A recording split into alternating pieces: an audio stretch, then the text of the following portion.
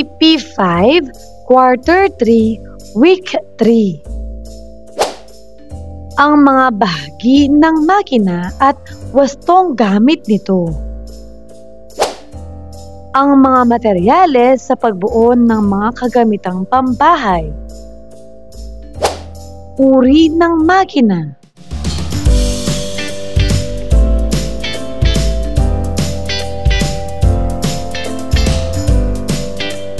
Revised K-12 curriculum with me, Teacher KMT. Magandang araw mga bata! Ngayon ay pag-aaralan natin ang tungkol sa ang mga bahagi ng makina at wastong gamit nito. Ang mga materyales sa pagbuo ng mga kagamitang pambahay. At ang uri ng makina.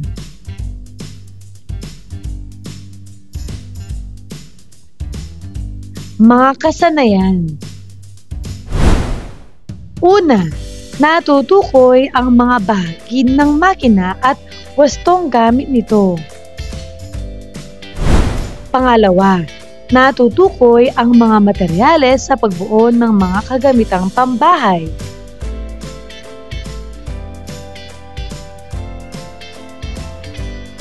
Unang araw. Maikling balik-aral. Sagutin. Una, ito ay ang pagdurugtong ng mga sinulid na naputol sa bahagi ng damit.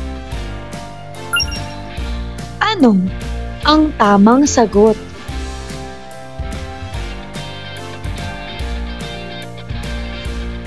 Magaling! Ito ay pagsusulsi.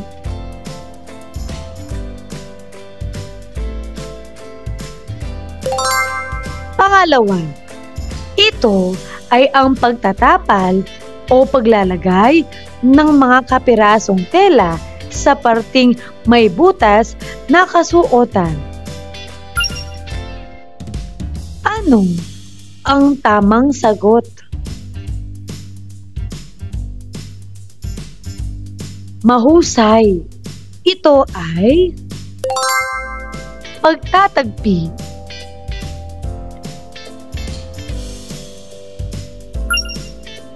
Pangatlo, ito ay ang pagsasaayos ng mga tupi ng laylayan o iba pang bahagi ng kasuotan. Ano ang tamang sagot?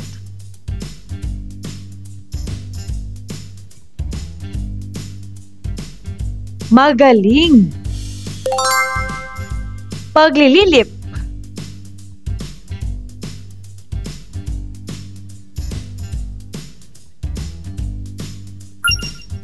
Pang-apat, gumamit ng sinulid na patlang ng telang tatahiin. Anong ang tamang sagot?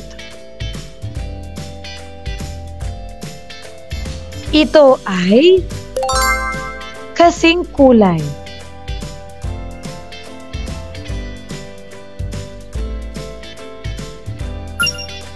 Panglima, kinakailangan tahiin agad ang may punit na damit upang hindi ito patlang masira. Ano ang tamang sagot? Napakahusay! Ito ay tuluyan.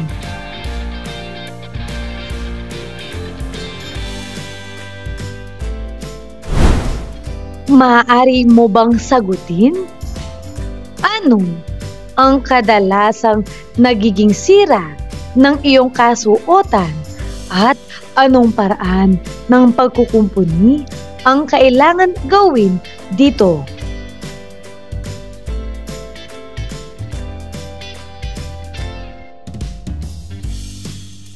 Ngayon ay tignan mabuti ang mga larawan at sagutin ang mga katanungang ibibigay.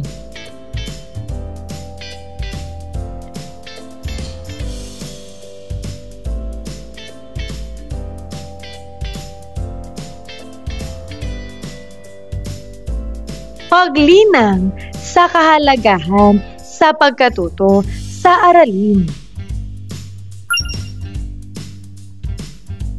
Una, ano ang ipinapakita ng mga nasa larawan?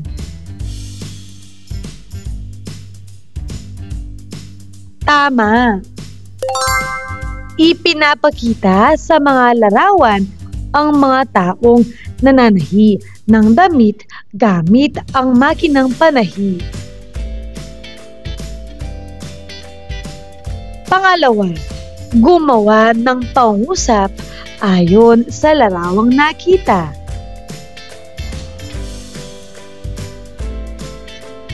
Mahusay.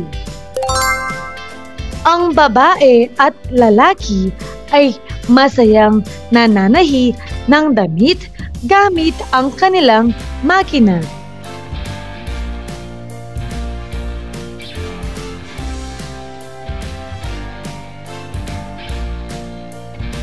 Pangatlo, ano ang tawag sa babaeng mananahi?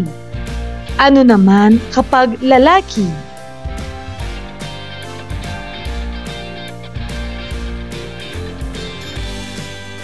Magaling. Sa Tagalog, ang babae at lalaki ay parehong tinatawag na mananahi. Sa Ingles, ang seamstress ay para sa babaeng mananahi at tailor ay para sa lalaking mananahi.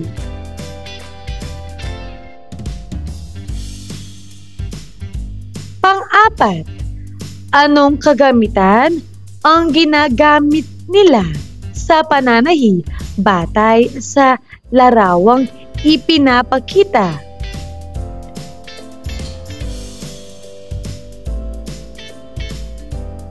Napakagaling! Ang gamit nila ay makinang panahi, sinulid at tela.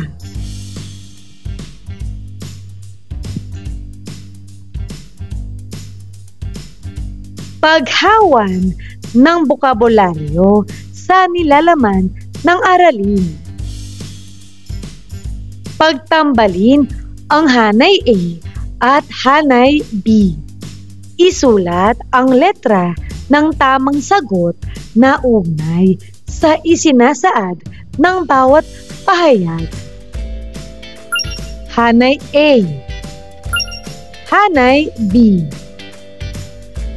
Para sa unang bilang, ito ay ginagamit upang mapabilis ang pagsasaayos at pananahi ng kasuotan.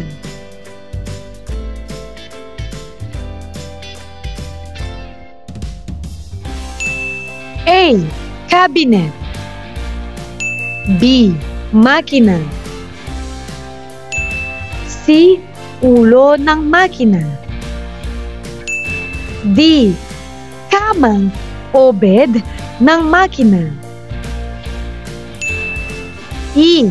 Ibabang bahagi ng makina. Anong ang tamang sagot? Ito ay B. Makina.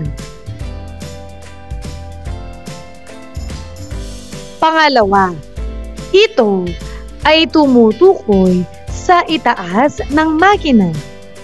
Ano ang tamang sagot?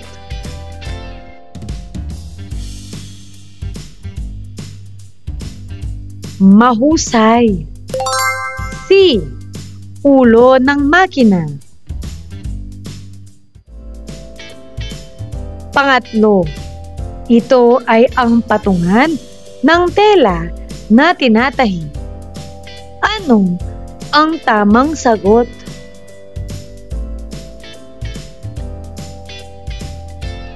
Tama! D. kama o bed ng makina.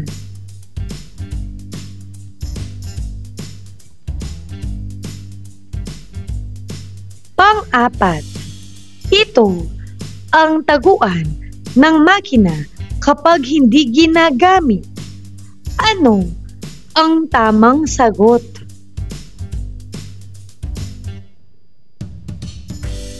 Mahusay. A. Cabinet. Panglima, dito makikita ang malaking gulong ng makina sa ilalim ng cabinet. Ano ang tamang sagot?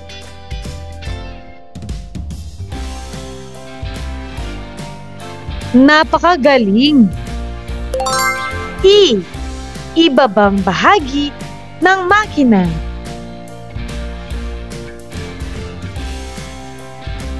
Ikalawang araw.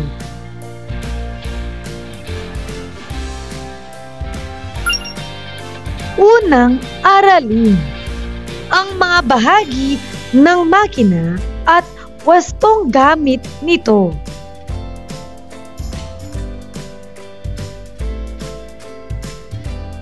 Pagproseso ng pag-unawa. Gagabayin ka ng iyong guro para sa gawain ito.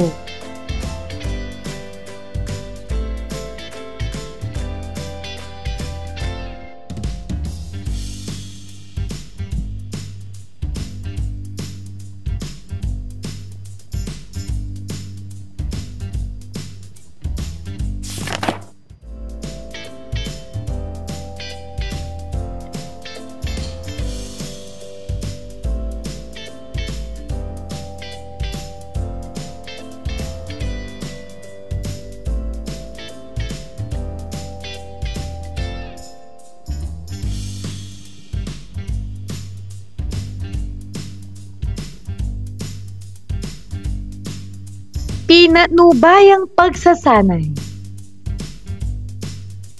Tignan ang larawan sa ibaba.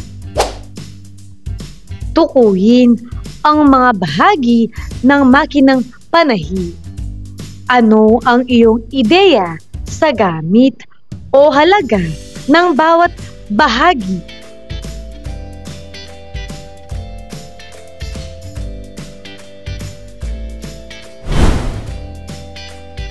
Aralin natin mga bahagi ng makinang depidal.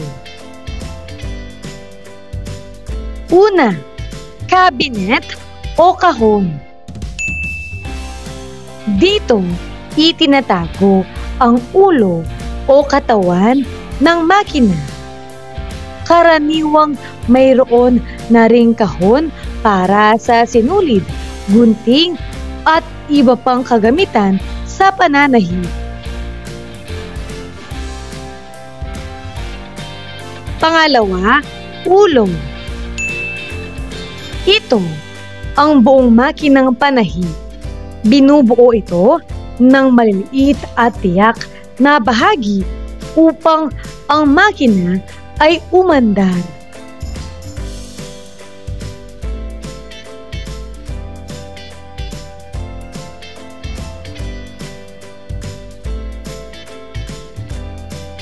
Pangatlo, bed o kama.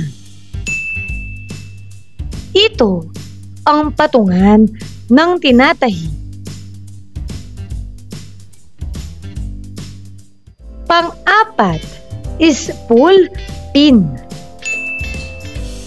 Pinaglalagyan ito ng karete ng sinulid sa itaas na bahagi ng ulo ng makina.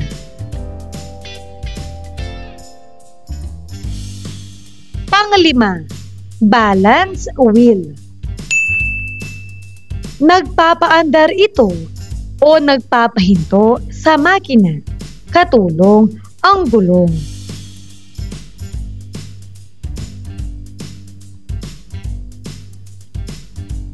Pang-anim, bobbin winder.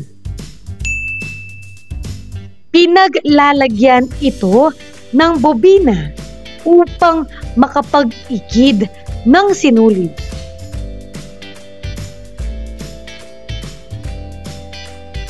Pang-7, bobina. Pinaglalagyan ito ng sinulid sa ilalim ng makina.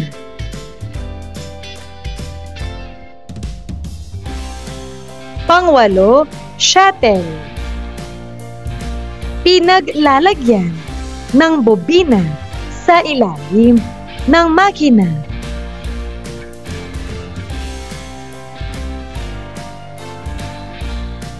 Pang-9, belt o koreya o kaya naman ay kulindang.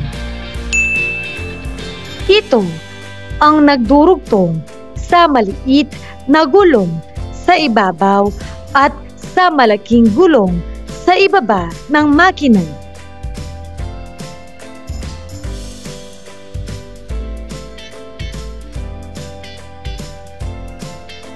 Pang-10, thread guide.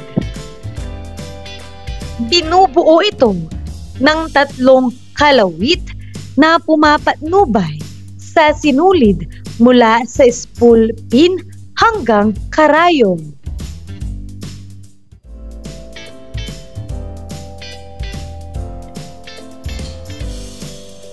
Pang-11, pressure foot.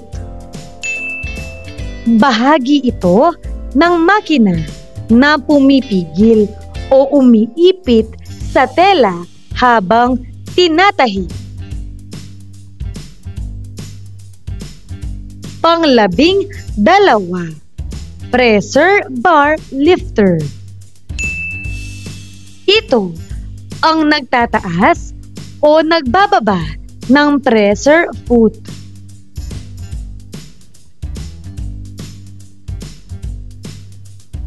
Pang-13, feed dog o ngipin ng makina. Nasa ilalim ito ng pressure foot na nag-uusod ng tela habang tinatahi ito.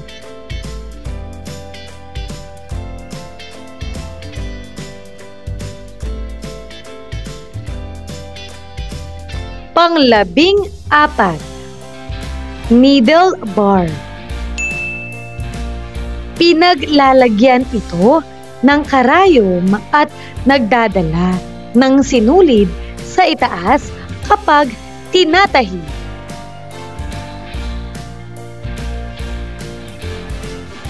Pang-15, throat plate. Ito ang platong metal na nasa ilalim ng karayom.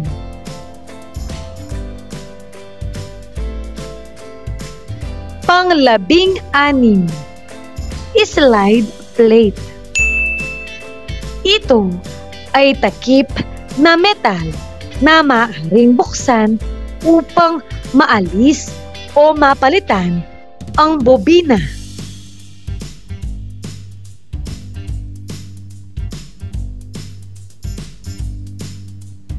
Pang-17, stitch regulator. Bahagi ito ng nasa ibaba ng ikutan ng sinulid sa bobina na nag-aayos ng haba o ikli ng mga tahi.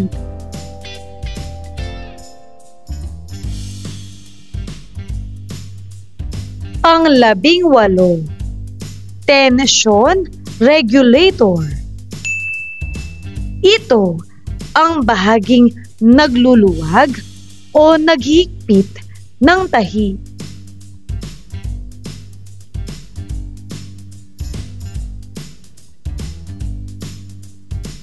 Pang-19, band wheel. Ito ang malaking gulong na nakikita sa gawing kanan ng makina sa ilalim ng cabinet. Ito ang pinagkakabitan ng kulindang at nagpapaikot ng balance wheel.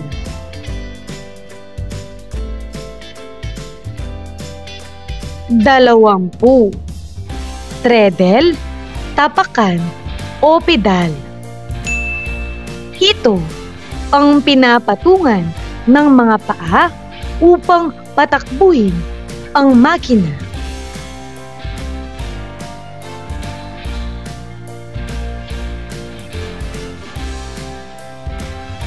At para sa 21, needle clamp.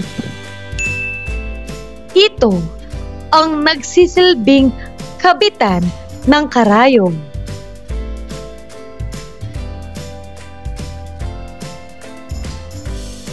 Sagutin ang mga katanungan.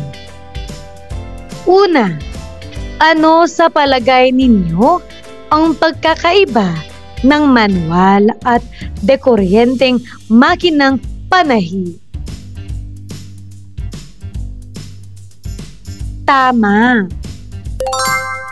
Ang manual na makinang panahi ay pinapatakbo sa pamamagitan ng kamay o paa gamit ang pedal o hand wheel.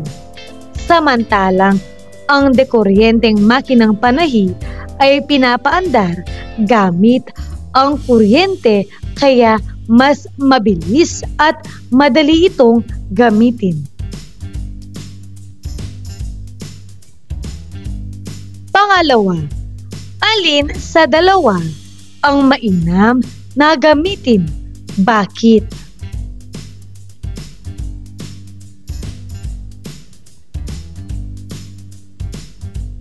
Mahusay! Mas mainam gamitin ang dekuryenteng makinang panahi dahil mas mabilis itong tumahi, nakakatipid sa oras at magaan gamitin.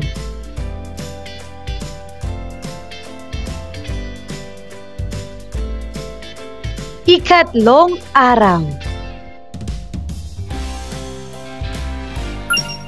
Ikalawang aralin ang mga materyales sa pagbuo ng mga kagamitang pambahay.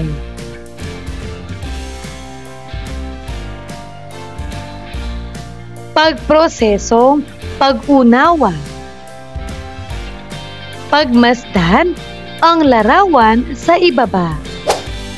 At sagutin ang mga katanungan.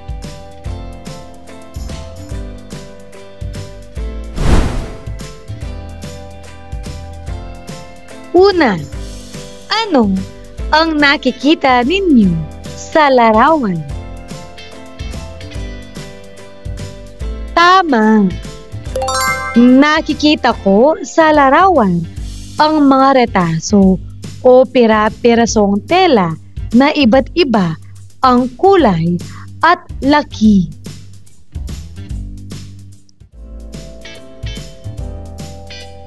Pangalawa, sa palagay ninyo, maaari pa ba itong gamitin? Magaling! Opo, maaari pa itong gamitin upang makagawa ng mga bagong gamit sa bahay.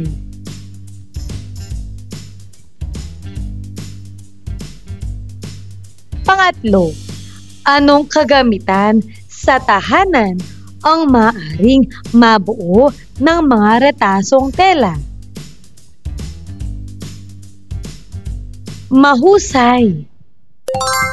Maaring mabuo rito ang mga basahan, pot holder, doormat, o mga palamuti sa bahay tulad ng throw pillow at tela para sa mesa.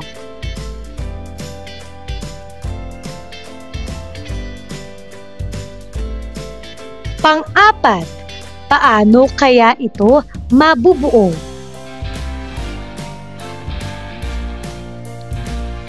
Mahusay! Mabubuo ito sa pamamagitan ng pagtatahi ng mga retaso gamit ang kamay o makinang panahi upang maging isang bagong kagamitan.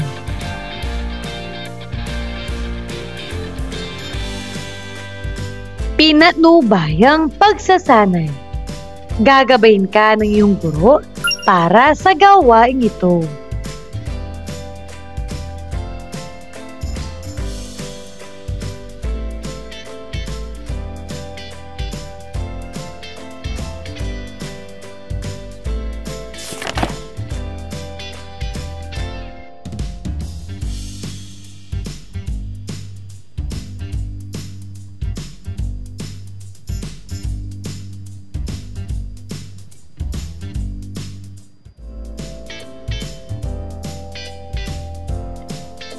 Ngayon ay basahin natin ang kwentong Pera sa Retaso ng Tela ni Maria Gina B.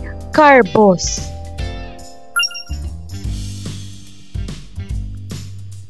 Araw ng Sabado noon, nakaugalian na ni Wina ang maglinis ng kanilang tahanan.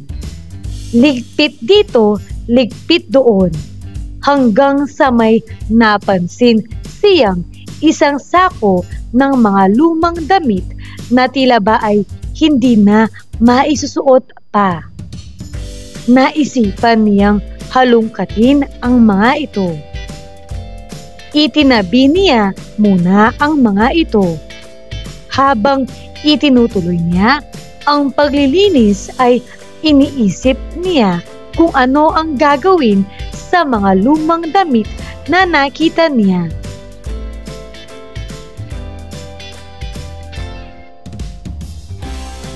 Kinausap niya ang kanyang ina. Inay, mayroon po ba kayong paggagamitan ng mga lumang damit na nakalagay sa sako doon po sa inyong kwarto?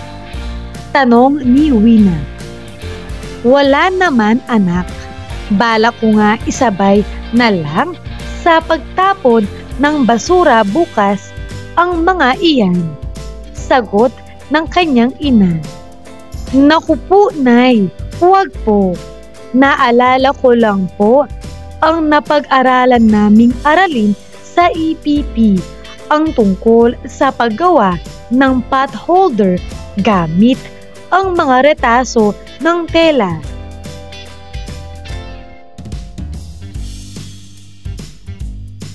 Isa pa po, marunong na rin po ako manahi sa makina.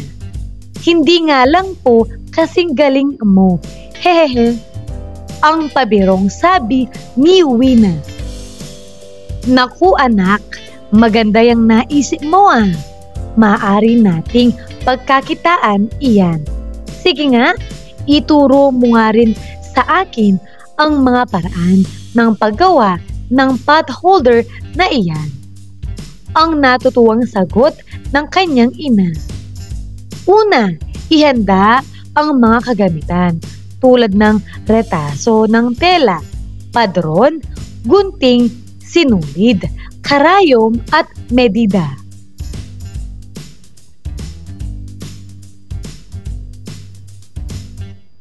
Pangalawa, gumawa ng 2 padron na may 8.5 by 8.5 inches ang sukat. Pangatlo, pagpatong-patungin ang mga retaso ng tela. Pang-apat, ilagay ang mga retaso ng tela sa pang-ibabaw na hawakan. Ika-5, ihilbana ang mga gilid. Ika-6, tahina ng overcasting ang mga gilid. At panghuli, lagyan ng lining, ihilbana at tahiin sa makina. Buong sayang paglalahad ni Wina sa kanyang ina.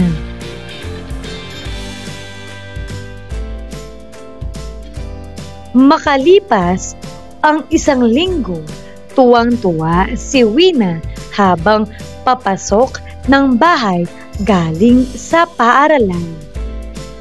O bakit anak, walang mapagsidlan ang iyong katuwaan? Abay, malayo pa, naaninag ko na ang ngiti mo. Ang sabi ng kanyang ina.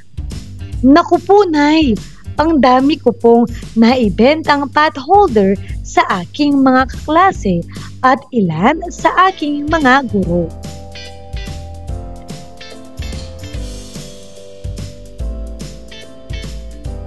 Ang sabi pa nga po nila, maganda at matibay daw po ang pagkakatahi natin. Salamat po, Nay, sa tulong mo. Halika, Nay, bilangin natin ang napagbentahan ko.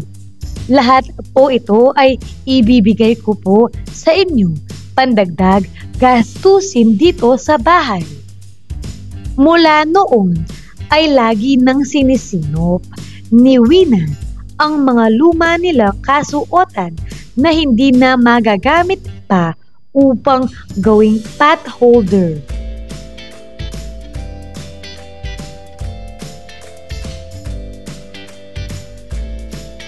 Paglalapat at pag-ugnay. Titik A. Mula sa kwentong iyong binasa, isulat ang 1 hanggang 5 upang pagsunod-sunurin ang wastong paraan ng paggawa ng potholder.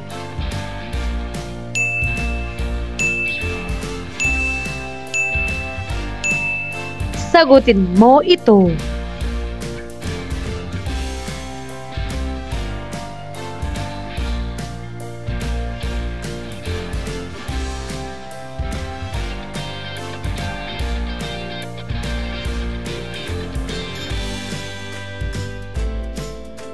Narito ang mga sagot.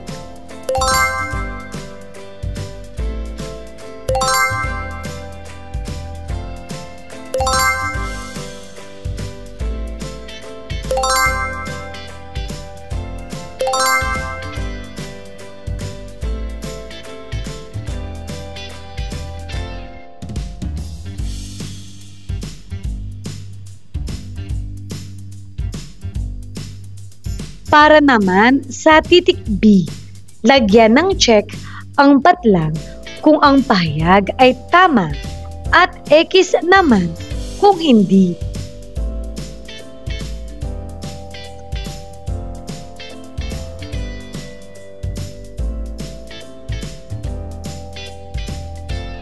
Para sa unang bilang, ikabit ang Korea upang mapagalaw ang band wheel at balance wheel. Ito ba ay check o X? Ito ay check. Pangalawa, ilapat ang isang paa sa treadle at ilagay ito ng pantay. Ito ba ay check o X? Ito ay X. Pangatlo, lagyan ng kapirasong tela ang pagitan ng feed dog upang hindi pumurol ang mga ngipin nito. Ito ba ay check o X? Ito ay X.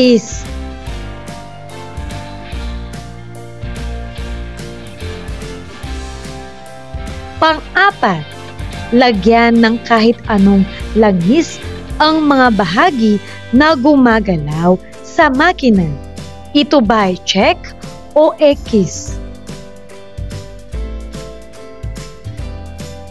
Ito ay X.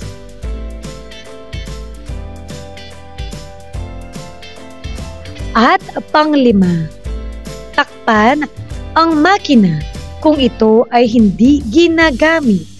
Ito ba ay check o X? Ito ay check.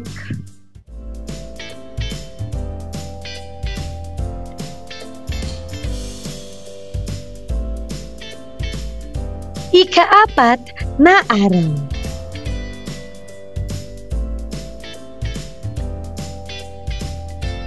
Pabaong pagkatuto. Bilang pagbubuod sa aralin, ibahagi ang iyong kasagutan sa mga sumusunod. Para sa unang bilang, ano-ano ang tatlong pangunahing bahagi ng makina? Narito ang pwedeng maging sagot. Basahin mo ito.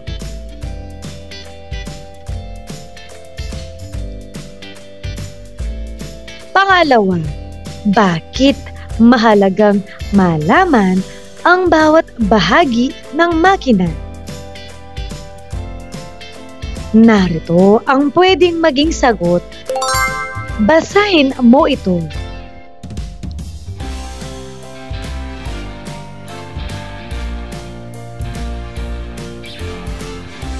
Pangatlo, magbigay ng mga kagamitang pambahay na maaaring pagkakitaan gamit ang makinang panahi. Narito ang pwedeng maging sagot. Basahin mo ito.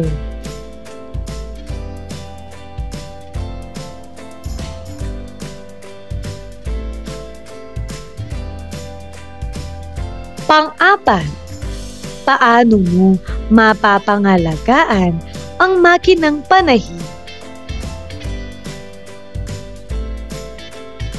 Narito ang pwedeng maging sagot. Basahin mo ito.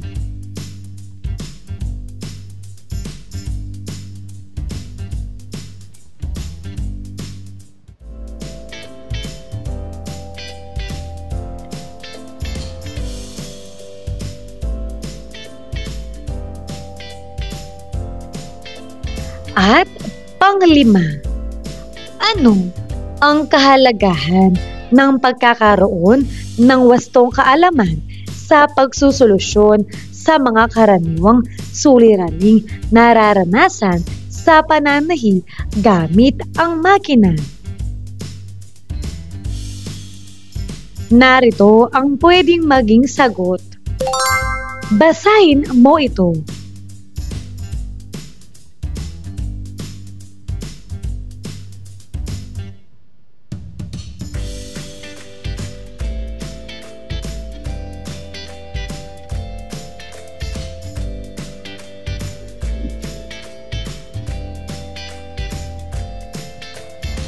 Pagsusulit. Piliin sa loob ng kahon ang wastong sagot upang mabuo ang bawat pahayag. Para sa unang bilang, gumamit ng patlang sa pagbuo ng potholder. Ano ang tamang sagot? Magaling! Retasong tela. Pangalawa, ang patlang ay pinaglalagyan ng sinulid para sa ibabang bahagi ng makina. Ano ang tamang sagot?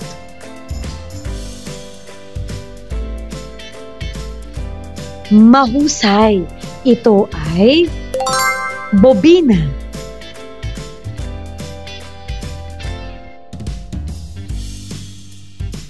Pangatlo, ginagamit ang angkop na patlang para sa mga bahagi ng makinang gumagalaw. Ano ang tamang sagot? Napakagaling! Ito ay langis.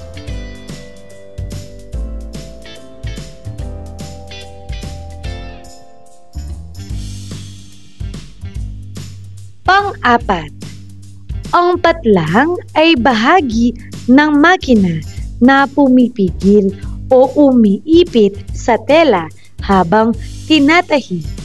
Ano ang tamang sagot?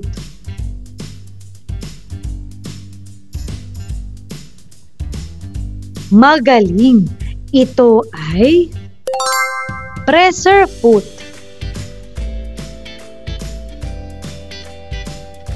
At panglima, ang patlang ay ginagamit upang mapabilis ang pagsasaayos at pananahi ng kasuotan. Ano ang tamang sagot?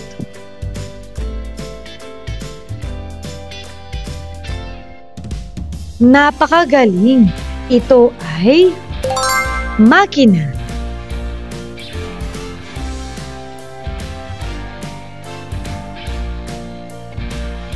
Mahusay mga bata!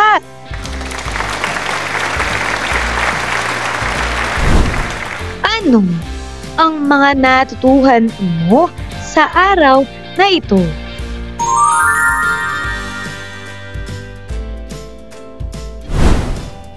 Ngayong araw na ito, natutuhan ko ang tungkol sa ang mga bahagi ng makina at wastong gamit nito.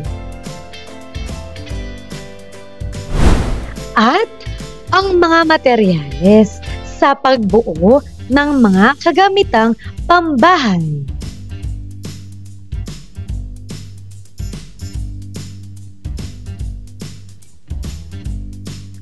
Maraming salamat sa pakikinig mga bata. Sana ay may natutuhan kayo. Huwag mong kalimutan pindutin ang like, share, at subscribe.